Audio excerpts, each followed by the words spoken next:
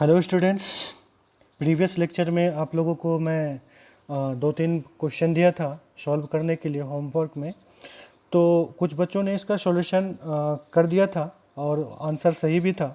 जिन बच्चों का नहीं हो पाया तो कोई बात नहीं, मैं आज के लेक्चर में उसका सॉल्यूशन बताऊंगा और हम लोग आगे की कॉन्सेप्ट भी देखेंगे कि आगे की कॉन्सेप्ट क्या है और उस पर बेस्ड न्यूमेरिकल करेंगे। तो सबसे पहले देख लेते हैं इसका सॉल्यूशन क्या है। तो अपने को क्वेश्चन नंबर 2 में आते हैं। तो इसमें क्वेश्चन था, in given figure incident ray rotated 10 degree in clockwise direction, find new angle of reflection. ठीक है, तो यहाँ पे जो अपने को एंगल ऑफ इंसिडेंस है वो दे रखा है, ऑलरेडी दे रखा है 40 डिग्री। तो एंगल ऑफ इंसिडेंस ये रहा, तो एंगल ऑफ रिफ्लेक्शन कितना हो जाएगा? एंगल ऑफ रिफ्लेक्शन क्या हो जाएगा? ये भी 40 डिग्री हो जाएगा। ठीक है, तो अब कंडीशन अप्लाई करते हैं। कंडीशन ये था कि अपने को इंसिडेंट रे को क्लॉकवाइज डायरेक्शन में रोटेट करना है।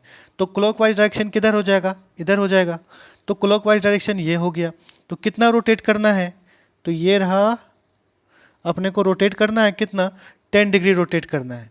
तो हम लोगों ने कॉन्सेप्ट पढ़ रखा था कि अगर एंगल इंसिडेंट रे को अगर रोटेट करते हैं क्लॉकवाइज तो reflected ray anti clockwise direction में रोटेट होगा। कितना रोटेट होगा?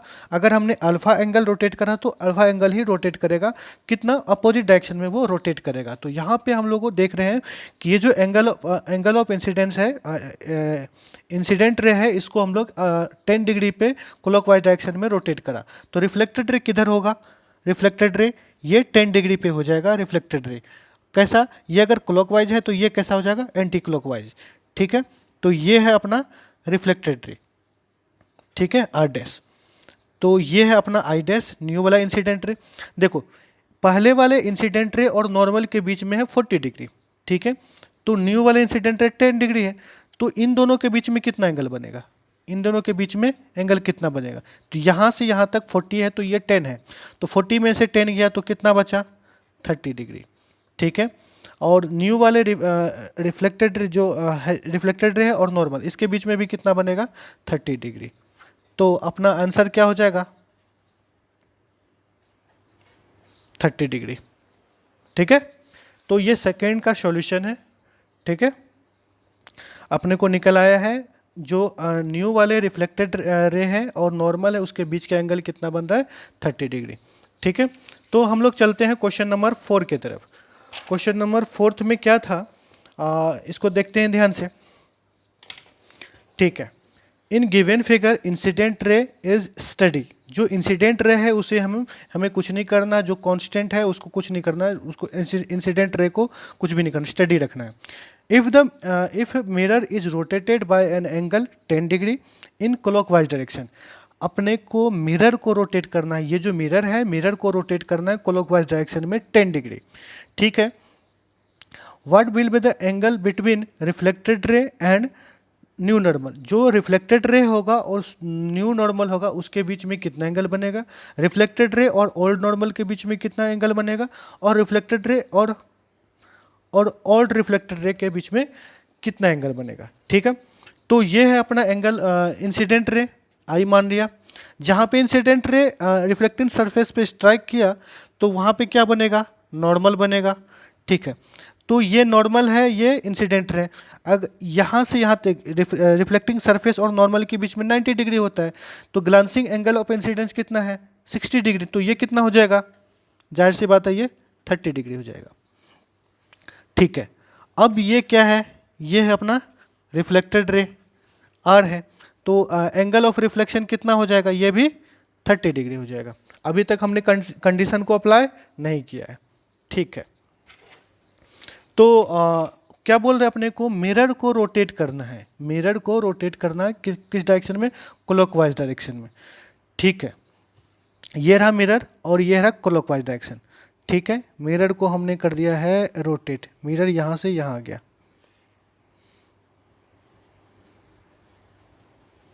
ठीक है, कितना रोटेट हुआ है? 10 डिग्री रोटेट हुआ।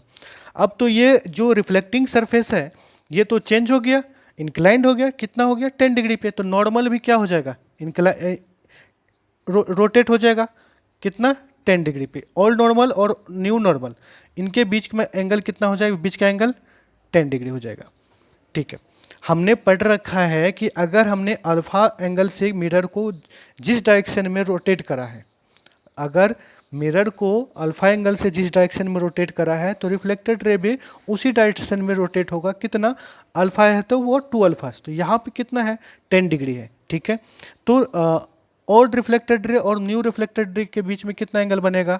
जाहिर सी बात है ये 20 डिग्री। तो किस डायरेक्शन में? ये भी क्लॉकवाइज डायरेक्शन में रोटेट करेगा। कितना रोटेट करेगा? 20 डिग्री। तो ये है अपना न्यू रिफ्लेक्टेड रे। ठीक है, न्यू रिफ्लेक्टेड रे। ठीक है, और देखो ओल्ड रिफ्लेक्टेड रे और ओल्ड नॉर्मल और ओल्ड रिफ्लेक्टेड रे के बीच में एंगल है 30 डिग्री। न्यू नॉर्मल और ओल्ड नॉर्मल के बीच में 10 डिग्री। तो इनके बीच का एंगल कितना हो जाएगा? इसमें टोटल में से ये वाला माइनस कर देंगे तो कितना बचेगा? यहाँ से यहाँ तक 30 है, ये वाला माइनस कर दिया तो ये कितना बचा? 20 डिग्री। ठीक है, तो आंसर देखते हैं।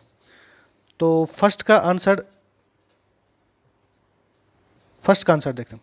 फर्स्ट में क्या आ रहा है? रिफ्लेक्टेड रे और न्यू नॉर्मल और रिफ्लेक्टेड रे के बीच में कितना एंगल बनेगा? तो ये है रिफ्लेक्टेड रे और ये है न्यू नॉर्मल, तो 20 और 20 40 डिग्री। रिफ्लेक्टेड रे और ओल्ड नॉर्मल के बीच में कितना एंगल बनेगा? तो ये है रिफ्लेक्टेड रे और ये है ओल्ड नॉर्मल, ये है रिफ्लेक्टेड रे न्यू वाला और ये है ओल्ड नॉर्मल। 20 20 40 plus 10 50 degree. और थर्ड में देखते हैं रिफ्लेक्टेड रे और ओल्ड रिफ्लेक्टेड रे, तो इनके बीच में कितना? ये 10 है तो ये जाहिर सी बात है ये 20, ये है 20 डिग्री। ठीक है, यहाँ तो कोई दिक्कत नहीं है। अब चलते हैं हम लोग फिफ्थ वाले क्वेश्चन पे जो थोड़ा सा कॉम्प्लिकेटेड था। ठीक है, यहाँ पे आते हैं। ठीक है, यहाँ पे दिमाग बिल्कुल स्थिर रखना, अच्छे से समझने की कोशिश करना। ठीक है, तो देखते हैं।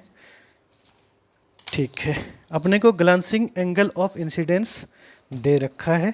ठीक है, अभी कंडीशन अप्लाई नहीं करते, जो डेटा दे रखा है उसी को थोड़ा सा अच्छे से कर देते हैं हम लोग। ठीक है, ये इंसिडेंट रे यहाँ पे स्ट्राइक किया, यहाँ पे क्या बनेगा? नॉर्मल बनेगा। ये रहा अपना नॉर्मल और ये है इंसिडेंट रे। ठीक है, ये 60 तो ये 30 डिग्री। ठीक है, ये हो गया 30 डिग्री और ये है आपका रिफ्लेक्टेड रे, तो ये भी कितना हो जाएगा? 30 डिग्री। यहाँ तक कोई दिक्कत नहीं है। ठीक है, अब सबसे पहला केस में अपने को बोल रहा है कि अपने को ना जो मिरर है उसको रोटेट करना है पहले 20 डिग्री पे। 20 डिग्री पे मिरर को रोटेट करना है। ठीक है, चलो करते हैं क्या होता है। केस फर्स्ट अप्लाई करते हैं। जो मिरर है उसको 20 डिग्री पे रोटेट करना है। किधर है? क्लॉकवाइज डायरेक्शन में दे रखा है। ठीक है, ये है क्लॉकवाइज डायरेक्शन और ये है मिरर। तो ये है मिरर, न्यू वाला मिरर इंक्लाइंड हो गया है। ठीक है, और ये है इसका एंगल 20 डिग्री। ठीक है, तो नॉर्मल भी चेंज हो जाएगा, जाहिर सी बात है। इंक्लाइन रिफ्लेक्टिंग सरफेस चेंज हुआ, इंक्लाइंड हुआ 20 डिग्री पे, तो नॉर्मल भी ओल्ड नॉर्मल से 20 डिग्री पे इंक्लाइंड हो जाएगा। ठीक है, तो ये कितना हो जाएगा? ये 20 डिग्री रोटेट करा तो ये भी 20 डिग्री। ठीक है, अब क्या है, हमने पढ़ रखा है कि अगर मिरर को अल्फा एंगल से रोटेट करते हैं तो ओल्ड रिफ्लेक्टेड रे और न्यू रिफ्लेक्टेड रे के बीच में जो एंगल बनेगा 2 अल्फा हो जाएगा, अल्फा से 2 अल्फा हो जाएगा। तो ये 20 डिग्री है, तो न्यू वाला जो रिफ्लेक्टेड है वो कितना हो जाएगा? इनके बीच का एंगल 40 डिग्री हो जाएगा। ठीक है, तो ये है। अब ये फर्स्ट केस अप्लाई किया हमने। ठीक है, ये फर्स्ट केस अप्लाई किया। अब अपने को क्या बोल रहा है? अब अपने को क्या बोल रहा है कि जो इंसिडेंट रहे, पहले तो हमने मिरर को रोटेट कर दिया, तो ये जो भी है अपना डेटा आ चुका है। अब इसी में बोल रहा है कि अपने को मिरर को इंसिडेंट रे को भी रोटेट करना है।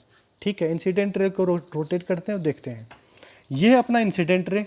ठीक है, पहले इंसिडेंट रे को हमने कुछ नहीं करा था, अब की बार इसको रोटेट करने वाला है। कितना? 30 डिग्री एंगल पर रोटेट करना है, क्लॉकवाइज में करना है। ठीक है, तो क्लॉकवाइज इधर हो जाएगा। ठीक है, चलो कर दिया हमने, जाहिर सी बात यहीं पे आ जाएगा। ठीक है, ठीक है, इंसिडेंट रे को रोटेट कर दिया हमने, तो कितना है ये 30 डिग्री। अच्छा, रिफ्लेक्टेड रे किधर आएगा? अगर ये क्लॉकवाइज है 30 डिग्री, तो रिफ्लेक्टेड रे क्या है? रिफ्लेक्टेड रे किधर आएगा? एंटी क्लॉकवाइज डायरेक्शन में। तो ये इनके बीच में 40 डिग्री, तो ये कहाँ पहुँच गया? ये है रिफ्लेक्टेड रे। तो ये 40 है, जाहिर सी बात है, इसमें ये 30 है, 30 मूव कर गया, तो ये कितना बचा? न्यू रिफ्लेक्टेड रे और ओल्ड रिफ्लेक्टेड रे के बीच में 10 डिग्री बचा। ठीक है, यही बचा एंगल। ठीक है, तो इसके बीच में कितना है? 30 डिग्री, ये 20, तो ये कितना हो जाएगा?